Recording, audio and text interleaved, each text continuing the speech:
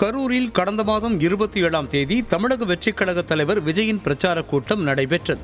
அப்போது நெரிசலில் சிக்கி 41 பேர் உயிரிழந்ததோடு 110 பேர் படுகாயமடைந்தனர். இந்த சம்பவம் தொடர்பாக தமிழ்நாடு அரசு ஓய்வு பெற்ற நீதிபதி அருணா ஜெகதீசன் தலைமையில் ஒரு நபர் விசாரணை ஆணையத்தை அமைத்தது. மேலும் சென்னை உயர்நீதிமன்ற உத்தரவின் பேரில் ஐஜி அஸ்ரா கார்க் தலைமையில் சிறப்பு விசாரணை குழுவும் அமைக்கப்பட்டது. இதனையடுத்து கரூர் மாவட்ட செயலாளர் மதியழகன், பவுன்ராஜ் ஆகியோர் கரூர் டவுன் போலீசாரால் கைது செய்யப்பட்டனர். தவேக பொதுச் செயலாளர் புஷி ஆனந்த் மற்றும் சிடிஆர் நிர்மல்குமார் ஆகியோர் மீது முதல் தகவல் அறிக்கை பதிவு செய்யப்பட்ட நிலையில் இருவரும் தலைமறைவாகியது சர்ச்சையை ஏற்படுத்தியது. இதற்கிடையே சிறப்பு விசாரணை குழு விசாரிக்க எதிர்ப்பு தெரிவித்து உச்சநீதிமன்றத்தில் தவேக சார்பாக மேல்முறையீடு செய்யப்பட்டது.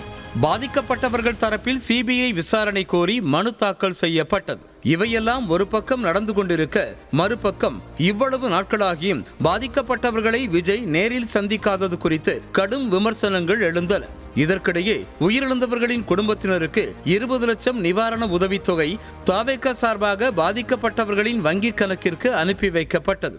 இதனைத் தொடர்ந்து பாதிக்கப்பட்ட குடும்பத்தினரிடம் வீடியோ கால் மூலமாக பேசி ஆறுதல் கூறிய விஜய் விரைவில் அவர்களை நேரில் சந்திக்கிறேன் என உறுதியளித்திருந்தார். ஆனால் இதற்கு அனுமதி கிடைப்பதில் சிக்கல் ஏற்பட்டதால் உயிரிழந்த 41 பேரின் குடும்பத்தினரையும் சென்னைக்கு வரவழைத்து நேரில் ஆறுதல் தெரிவிக்க விஜய் முடிவு செய்தார். அதன்படி கூட்ட நெரிசலில் சிக்கி உயிரிழந்தவர்களின் குடும்பத்தினர் மற்றும் பாதிக்கப்பட்டவர்களை தவேக தலைவர் விஜய் இன்று காலை மாமல்லபுரத்தில் உள்ள தனியார் நட்சத்திர விடுதியில் தனித்தனியாக சந்தித்து பேசினார். பாதிக்கப்பட்ட குடும்பங்களை 5 பேருந்துகள் மூலம் தவேகவினர் பத்திரமாக அழைத்து வந்தனர்.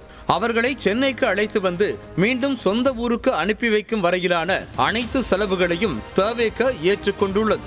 ஆறுதல் பெறும் நிகழ்வு என்பதால் நட்சத்திர ஹோட்டலில் பேனர்கள், கொடிகள் என எதுவும் வைக்கப்படவில்லை. ஆறுதல் கூற ஒவ்வொரு குடும்பத்தினருக்கும் தனித்தனியே மேஜைகள் அமைக்கப்பட்டிருந்தன.